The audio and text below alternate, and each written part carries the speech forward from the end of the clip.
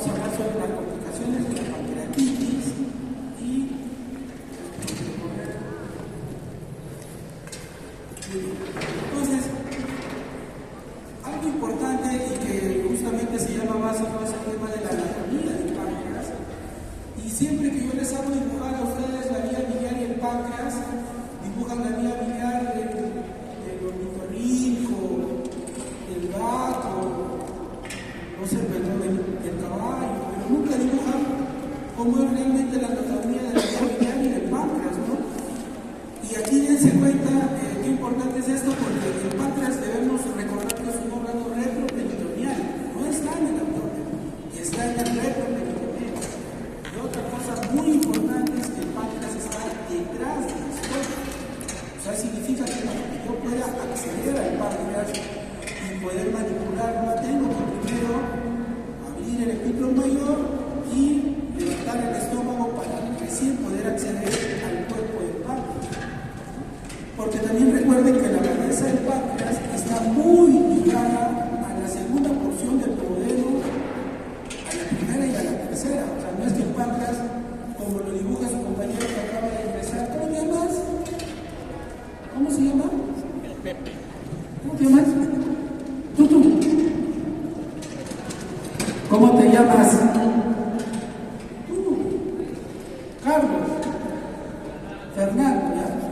Bueno, Fernando, pues no, él dibuja el páncreas a la izquierda y lo dibuja solito el páncreas y dibuja el duodeno a la derecha, ¿no? Entonces, una cosa totalmente incompatible con la vida. Entonces, recuerden esto, porque si es que ustedes no recuerdan bien la anatomía, cuando veamos las imágenes o vemos como cosas como páncreas, no van a entender porque ustedes creen que la anatomía es de otra forma. No es así, ¿no? Realmente tenemos estos dibujitos que neta con mucho acabado los he hecho. Y les decía, nos hace entender eso, ¿no? Pues el páncreas es un órgano retroperitoneal. Y lo otro importante, que es la segunda imagen, es que el páncreas, como están viendo, tiene mucha relación con las estructuras arteriales. En este caso, aquí tenemos la arteria mesentérica superior, ¿no? Que está por debajo y por detrás del páncreas. Tenemos toda la aorta y hacia arriba también tenemos el nacimiento del tronco celíaco. ¿Y por qué es importante saber esto? Porque miren la vasculatura que tiene el páncreas.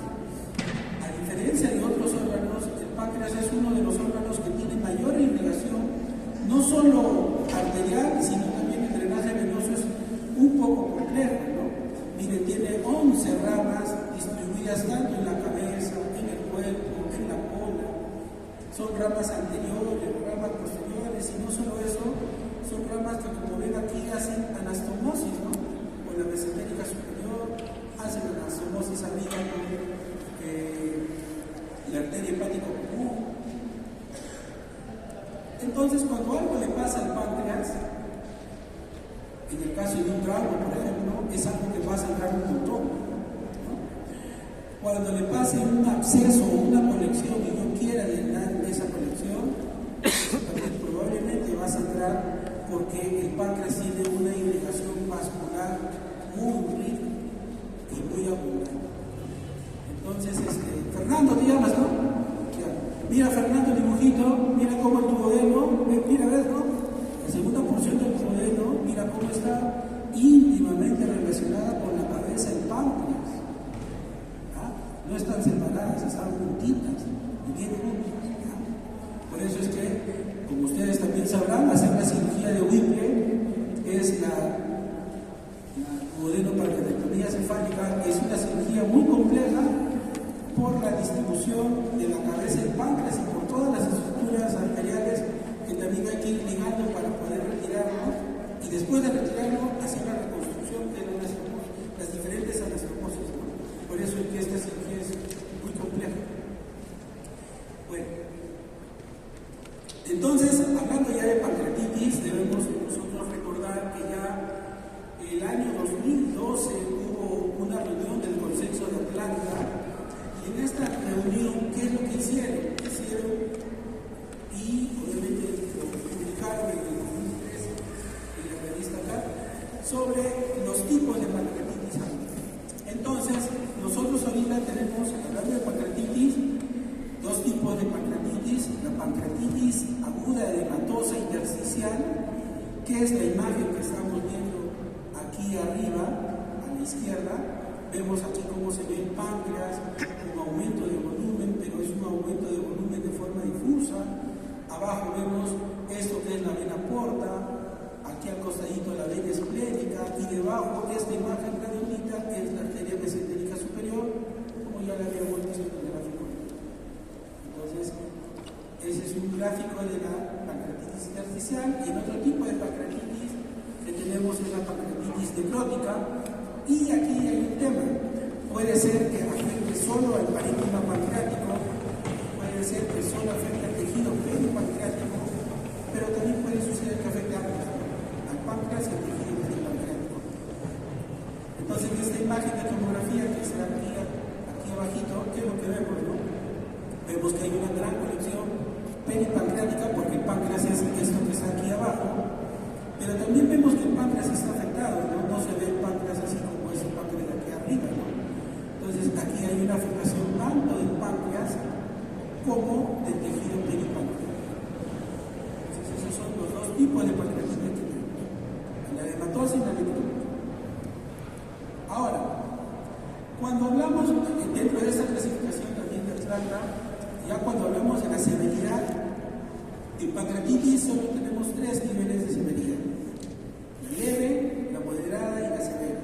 Y es muy fácil determinarla, ¿no? La leve, no hay complicación local, no hay complicación sistémica y no hay falla de órgano. La moderada, o tenemos una complicación local o tenemos una complicación sistémica, podemos tener una falla de órgano transitoria que es de solo 2 días.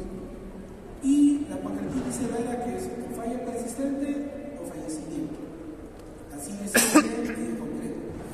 Entonces, yo cuando era alumno como ustedes nos enseñaban los criterios de Apache, Ramsau y otros criterios más para justamente ver el tema del tipo de pancreatitis, si era leve, moderada o severa.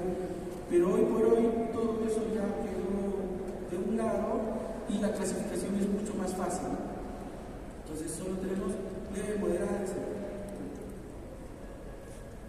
Entonces, en función a estas clasificaciones de los tipos y de la severidad, es que sale este artículo en ya hace algunos años, en lo cual nos permite entender la evolución natural de la pancreatitis aguda, y podemos ver que de los pacientes que hacen pancreatitis aguda, felizmente el 80 al 85% solo hacen cuadros de pancreatitis intersticial, y que estos felizmente también tienen una mortalidad muy baja, solo del 2%, y que la mayoría resuelve de forma espontánea, sin ninguna complicación.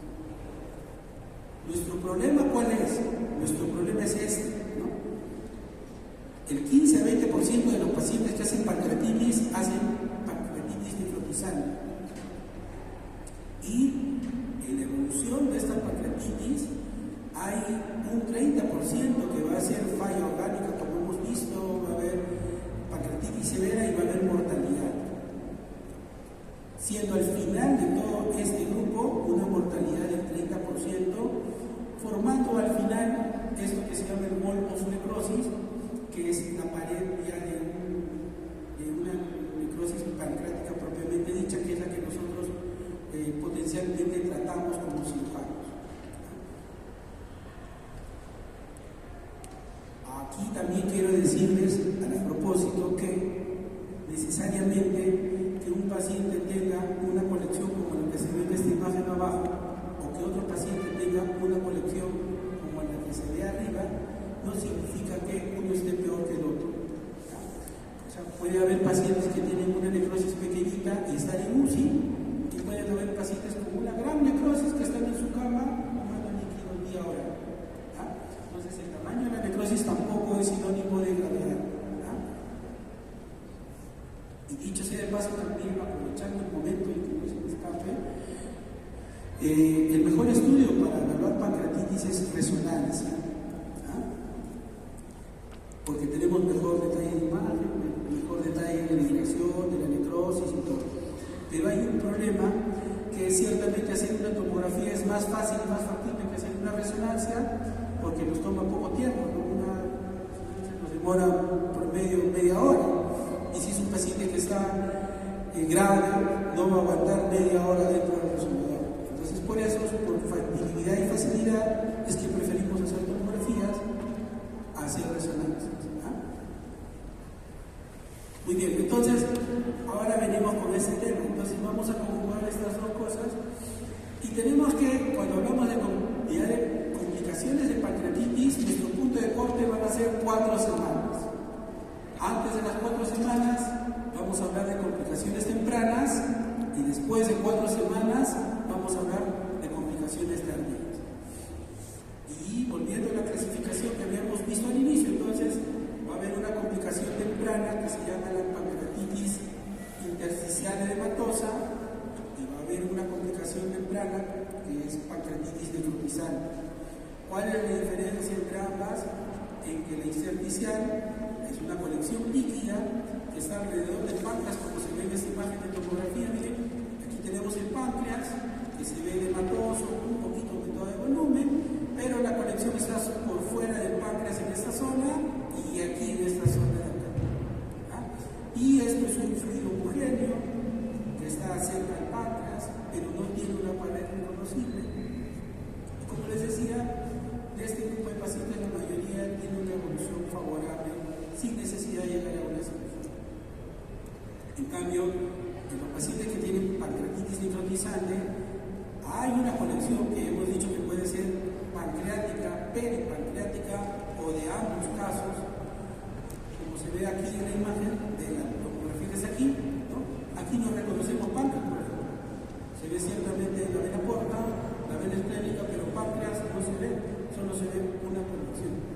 Pero ¿cuál es lo característico de las complicaciones tempranas? Es que no tienen pared, ¿ya? Sin una pared definida. Entonces, tanto sea intersticial o sea necrótico, no hay pared. Y eso es lo típico de las 4 semanas. Entonces, ¿qué va a suceder después de las 4 semanas? Que son las complicaciones tardías. Aquí sí ya se va a formar una pared. Y en el caso de la pancreatitis intersticial edematosa, vamos a tener lo que se llama pseudoquiste pancreático, que es una colección, como se ve aquí, totalmente homogénea, líquida y que ya tiene una pared bien circunscrita y que a veces puede necesitar hacer un drenaje y a veces no. Todo depende en qué lugar del páncreas se encuentre y también depende si es que genera algún tipo de obstrucción para la digestión. Y por otro lado, en el caso necrotizante, ya tenemos el POM, que es el necrosis, donde ya hay una colección necrótica, pero que tiene una pared definida. Entonces, a partir de este momento, de las 4 semanas, es que decidimos qué vamos a hacer sobre esta colección. ¿Vamos a operarlo? ¿Vamos a hacer algún drenaje? ¿O no vamos a hacer nada también? Muy bien, entonces este dibujito, a modo de práctica, ¿no? Aquí tenemos páncreas, algo del páncreas se ve, no se ve algo muy definido, por eso esto es dentro de las primeras semanas, esto es más o menos artificial. Mientras este mismo paciente, miren cómo a las 4 semanas ya generó una colección líquida homogénea con pared típica de un pseudoquiste pancreático.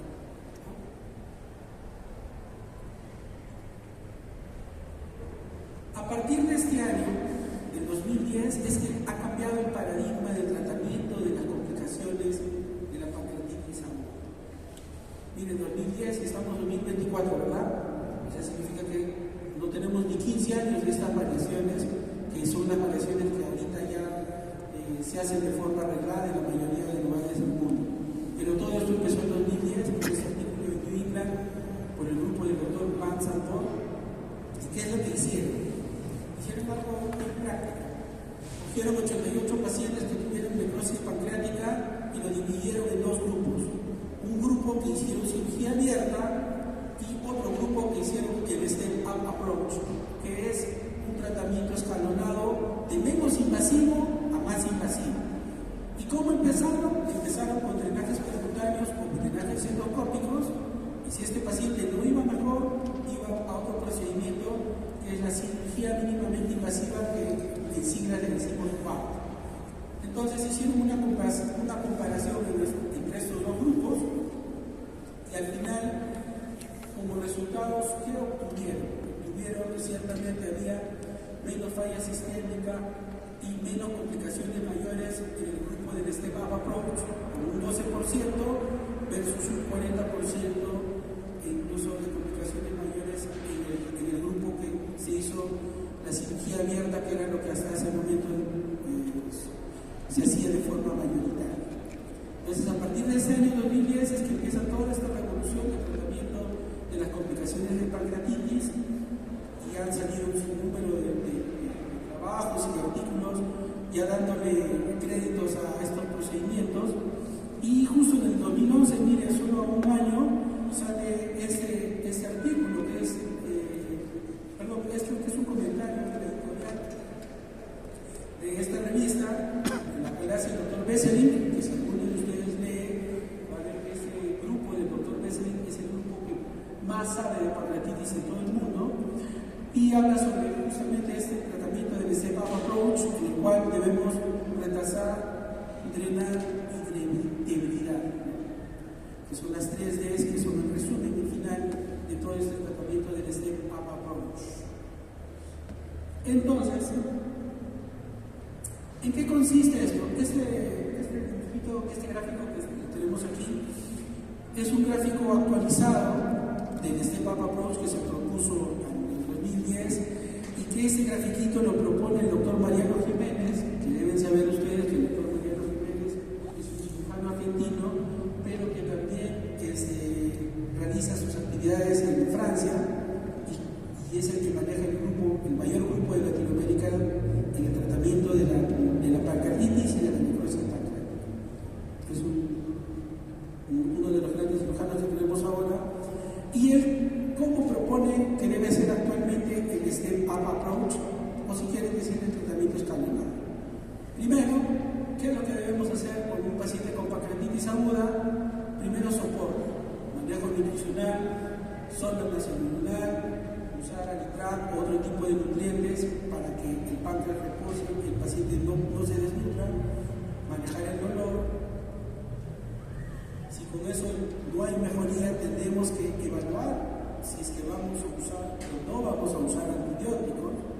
No se da de forma profiláctica ni reglar antibióticos en necrosis pancreática o en conexiones pancreáticas. Después de eso tenemos que decidir si vamos a hacer drenaje y si vamos a empezar a usar antibióticos. Después de eso que viene, hacer más drenajes, y cuando hacemos más drenajes, no es que el paciente solo va a ponerse un tubito, ¿no? Hay imágenes que el doctor en sus conferencias presentes que ya hemos visto, los pacientes tienen hasta más de 10 drenajes en diferentes conexiones, y mientras más drenemos, mejor le va a ir al paciente. ¿Qué pasa si pasan 72 horas, al paciente se le colocó un primer drenaje, hicimos lavado, control del drenaje, después de 3 días se le colocaron más drenajes, pasan 3 días y a pesar de los drenajes el paciente sigue inestable o no tiene una mejoría clínica evidente? Tenemos que decidir si vamos a hacer necrosectomía. Pero esta necrosectomía que vamos a hacer ya no va a ser como la hacíamos antes, de forma abierta, sino de forma mínimamente invasiva. Y si a pesar que hacemos estas cirugías mínimamente invasivas no obtenemos una mejoría, ya como última medida hacemos la cirugía abierta. Ahora el doctor no va más allá de ahí, porque ahora también dentro del tratamiento escalonado estamos hablando también de las complicaciones.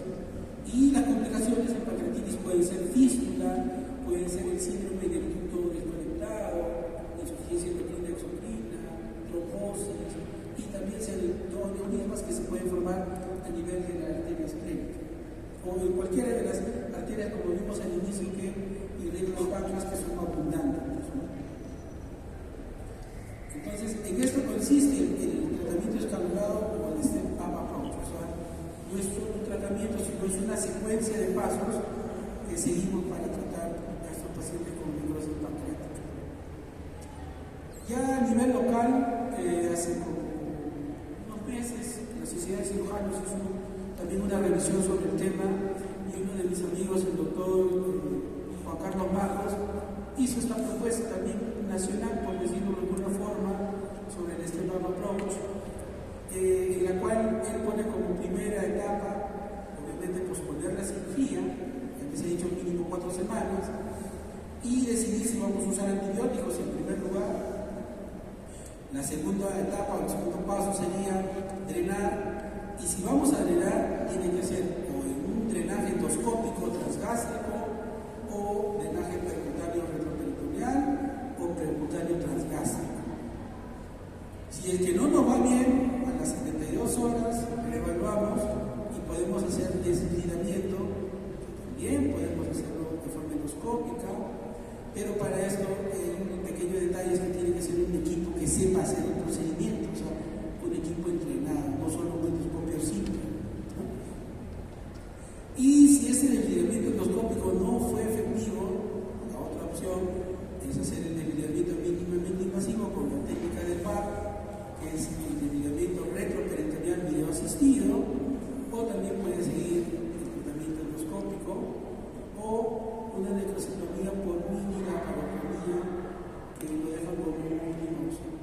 Y si ya después de hacer esto no hay mejoría del paciente, pasan 3 días y la situación no mejora, recién hacemos la necrosectomía abierta. Aquí el tema de convencional, que es lo que pone el doctor Marcos, que les decía, hay que tener un pequeño detalle cuando usamos esta palabrita de convencional, ¿no? Porque ¿qué significa convencional? Convencional significa, ahorita nos reunimos todos los que estamos aquí, y decimos por convención, o sea, por acuerdo, que, por ejemplo, ¿no? Las clases ya no son 2:30, sino las clases van a ser 4 de la tarde. Una cosa así.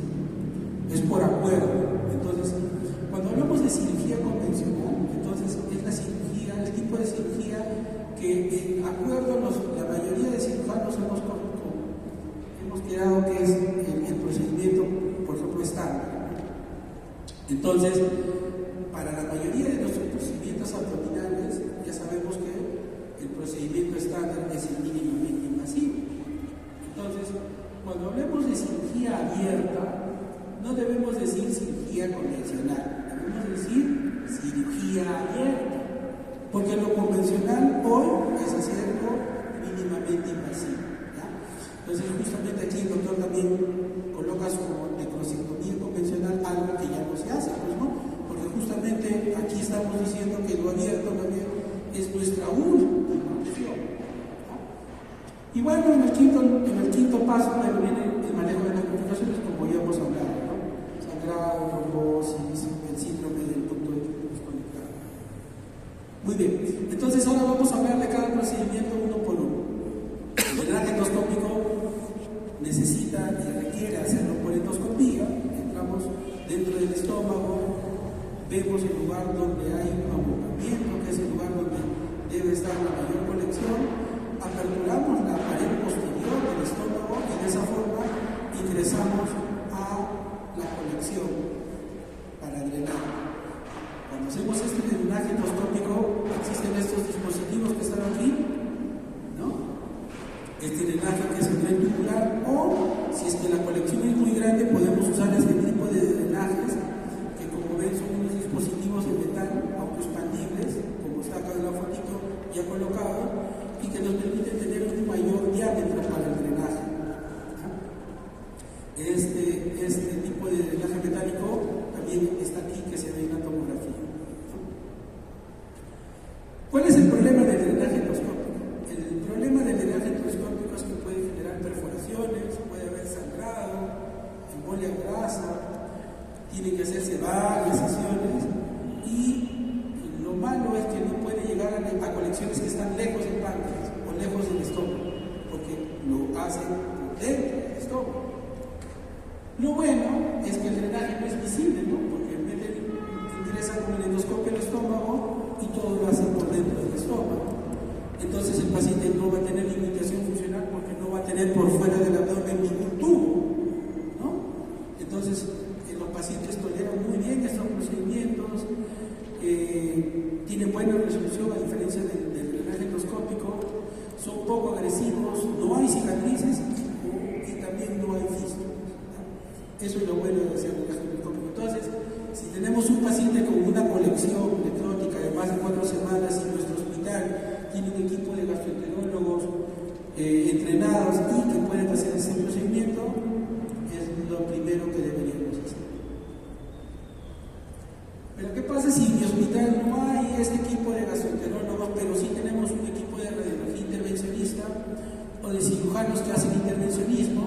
Podemos hacer entonces drenaje percutáneo, ¿no?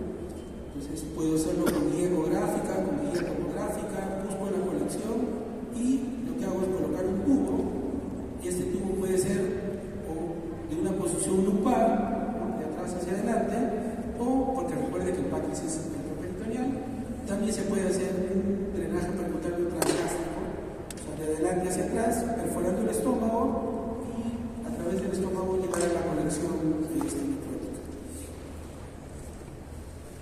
Así como se ve en el dibujito, ¿no? Este paciente tiene un drenaje percutáneo y miren, está en la región lumbar, ¿no? Porque recuerden que la cola del páncreas está hacia atrás y termina cerca al vaso.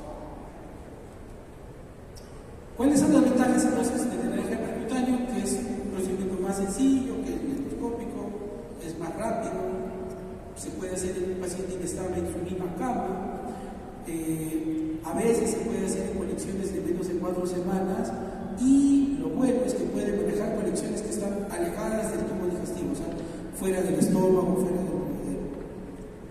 ¿Cuál es el problema? El problema es que esto ciertamente va a generar fístulas. Si hay contenido sólido, va a drenar muy bien y obviamente va a ser incómodo para el paciente porque va a tener un tubo en la región lumbar, ¿no?, que le va a limitar que él pueda caminar, que pueda girar, que pueda hacer sus actividades de la vida diaria, por lo menos dentro del hospital. Y también, como es una conexión con el medio exterior, también puede generar sobreinfecciones, ¿no? Muy bien. Ahora vamos a hablar entonces del desvidamiento retroperitoneal videoasistido, que sus siglas son BART. Como vemos en esta imagen, que es un corte axial, aquí vemos, tiene toda la colección que está detrás del estómago. ¿Y qué es lo que vamos a hacer? Lo que vamos a hacer una pequeña incisión en la región lumbar y, por lo general, por el mismo lugar donde estuvo el drenaje percutáneo, que es ese que está ahí, por ese mismo lugar, ahora vamos a poner una cámara de video. O sea, vamos a poner un trocar, puede ser de 10 o 15 milímetros, dependiendo de lo que tengamos, y por su interior vamos a colocar una cámara de video para meternos dentro de la colección, y adicionalmente vamos a meter 1 o 2 pinzas para poder retirar el tejido necrótico ya con visión directa. Eso nos va a permitir, por ejemplo, si es que hay una estructura vascular cerca, no lesionarla y solo retirar las áreas de necrosis que sean más seguras. Lo otro que nos va a permitir también es colocar adecuadamente drenajes y hacer un lavado de toda esa colección. Entonces, esto que está aquí, esto de aquí es el tubo que venía previamente del drenaje percutáneo, y como les decía, sobre este tubo es que nosotros ahora vamos a colocar un trocar y una cámara de video, y después vamos a colocar, como está acá, 1 o 2 pinzas para mirar la colección y empezar a sacar este tejido necrótico que es el que se ve aquí en este recipiente.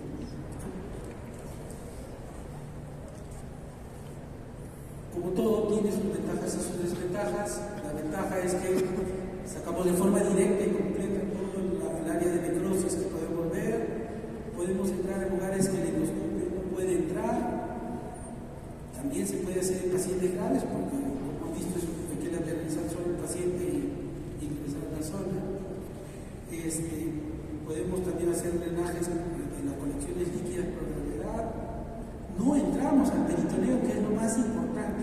La gran diferencia entre hacer VAR y hacer los procedimientos que se hacían antes, como cirugía abierta, como cirugía laparoscópica para drenar esto, es que el peritoneo se mantiene íntegro. Aquí al peritoneo ni lo hemos tocado porque todo estamos trabajando desde una región posterior en el retroperitoneo. Y eso es lo que ayuda, ¿no? Y también hay menor riesgo de sangrado porque, como estamos viéndolo de forma directa, yo procuro, cuando quito el tejido necrótico, no agarrar ninguna estructura vascular, que como ustedes han notado ya muchas de estas cirugías, verlo con una cámara, ver una estructura vascular de 2 o de 3 milímetros es muy fácil, no es muy difícil. ¿Cuáles son las desventajas de esto? Es que es un procedimiento más invasivo que los drenajes, percutáneo o endoscópico, y que necesitamos volver a sala para seguir haciendo el mismo procedimiento hasta que todo quede drenado de forma óptima, y que también a veces requiere tratamientos coadyuvantes. Por ejemplo, poner un clip, ligar una estructura vascular o una de esas cosas, ¿no? Al final de todo, ¿qué viene? La necrosectomía abierta, ¿no? Yo cuando era estudiante como ustedes, lo único que nos enseñaban en esta clase era solo esto, ¿no? Necrosectomía abierta. ¿Qué es lo que hacían? Había dos formas, ¿no? O el paciente hacía una incisión mediana suprainfraumbilical, o de lo contrario, le hacías una incisión transversa lateral. ¿Para qué?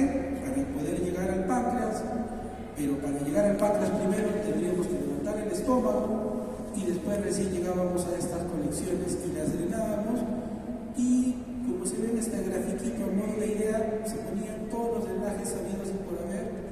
Es más, hay un tren muy conocido que es el tren SAM, que se usa exclusivamente para estas conexiones pancreáticas, pero como les acabo de decir, ya esto ha quedado como última opción. Eso es en el mundo normal. Ahora, lastimosamente, las condiciones de nuestros hospitales no son el mundo normal, porque ustedes ahora que están yendo a los hospitales, pregunten mañana y díganle, doctor, ¿cómo manejan las necrosis pancreáticas? Les aseguro que la mayoría de los hospitales nos van a hablar del manejo abierto, van a hablar de cómo se coloca el trenza, cómo se lava el trenza, cómo se colocan los drenajes tanto en la derecha y en la izquierda, pero en los hospitales, ojalá me equivoque, todavía creo que siguen haciendo el mismo procedimiento que hacíamos hasta el 2010. Y espero que realmente hagan por endoscopía o lo hagan por drenaje percutáneo, si hacen VAR mucho mejor, ¿no? Pero lo de hoy, lo actual, es que la necrosectomía abierta es el último nivel de tratamiento, ¿no? Dicho sea de paso, el Hospital Revalliati deben saber que tiene todo un piso que es el servicio de páncreas, y estos doctores que están aquí son doctores ya desde algunos años, pero que son el servicio que más maneja estos casos de páncreas, y ellos en este año, miren, en 2002, antes de que empiece todo eso de lo que les estoy hablando, hicieron este trabajito sobre cómo le iban sus pacientes a los cuales ellos hacían el drenaje abierto. Y miren, ¿qué es lo que podemos encontrar? Fallecidos, 25% de fallecimiento con la cirugía abierta, 75% de sobrevida. ¿Y cuáles son las complicaciones? Que miren, son un montón, ¿no? Fístula pancreática, hemorragia, infección de herida operatoria, fístula heterocutánea, evisceración, fístula de colon, fístula biliar, o sea, complicaciones de las peores, ¿no? Porque hasta ese momento, que estamos hablando del año 2002, solo el tratamiento que existía era el abordaje abierto, y por ahí había algunas experiencias de gente que hacía el drenaje laparoscópico, ¿no? Pero lo malo es que, como les digo, al hacer igual laparoscópico estamos contaminando el peritoneo, y por eso es que eso ya no se hace. De eso ni les voy a hablar porque eso ya no se hace.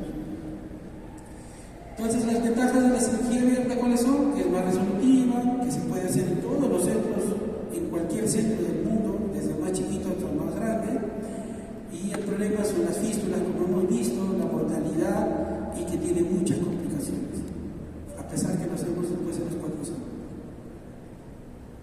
Entonces, ¿qué complicaciones hay? Aquí hay una imagen justo, esto es el síndrome del ducto, del difusor del ducto, ¿no? Aquí ven que acá está la cabeza del páncreas, y aquí ya ven páncreas, y aquí está la cola del páncreas, y aquí está el conducto de Wilson un poquito dilatado. Aquí, ¿qué es lo que estamos viendo? Una gran arteria, una vena esplénica totalmente dilatada y varicosa que podría generar sangrado. También podrían haber algunas conexiones, pero estas son las complicaciones más frecuentes que pueden haber. Hasta ahí sería la clase y les he traído 3 imágenes que las vamos a hacer rapidito. ¿Qué sucede? Sucede que ciertamente les he dicho que debemos operar a partir de las 4 semanas, ¿cierto? ¿No? Sucede que hay pacientes que están en UCI con pancreatitis severa y es el síndrome compartimental. Ya, los que van al hospital también ya saben a partir de cuánto es lo normal de la presión del abdomen, ¿verdad? ¿No? ¿Cómo te llamas? Paula, Ana, ¿cuánto es la presión normal? 5, ¿no? Sí. Entonces, cuando la presión aumenta a 15, ya estamos haciendo síndrome compartimental. Entonces, estos pacientes van mal y tenemos que de alguna manera disminuir la presión. Entonces, estos pacientes van a sala no para hacer ese drenaje, no para hacerles otra cosa, sino para disminuir la presión y terminan con esto famosamente conocido que es la bolsa de Bogotá. Pero actualmente deben saber que también ya, aparte de la bolsa de Bogotá, gracias a Dios, tenemos estos dispositivos que se llaman PAC, y es más, para este tipo de cirugías abiertas con pacientes graves existe un PAC especial que se llama la Actera, que va muy bien, ¿no? Pero entonces debemos operar un paciente antes de las 4 semanas, regladamente no, salvo que tenga síndrome compartimental. La laparoscópica transgástrica tampoco les voy a ver porque ya no sabemos. Esto de aquí les he traído como parte de la historia de la cirugía. Llegó un momento, antes de que aparezca todo esto del 2010 que les estamos hablando, que había muchos grupos que hacían cirugía laparoscópica para drenar la necrosis pancreática. Y una de las formas de hacerlo era esto que se llama el HALS. Ustedes ven que hay un trocar en el ombligo, otro, y aquí hay un dispositivo, y por ese dispositivo que hacíamos metíamos la mano. Entonces, por dentro del abdomen veíamos las pinzas y también veíamos una mano que manipulaba el intestino o el páncreas o separaba el hígado, por ejemplo, para poder hacer estos drenajes. No son HALS, no solo se hacen para páncreas, sino también se hacían para otras cirugías como estómago o colon. Pero ya esto es parte de la historia porque ya nadie hace HALS tampoco en el mundo normal actualmente. ¿Ah? Muy bien, entonces eso es lo que le quería comentar por si acaso.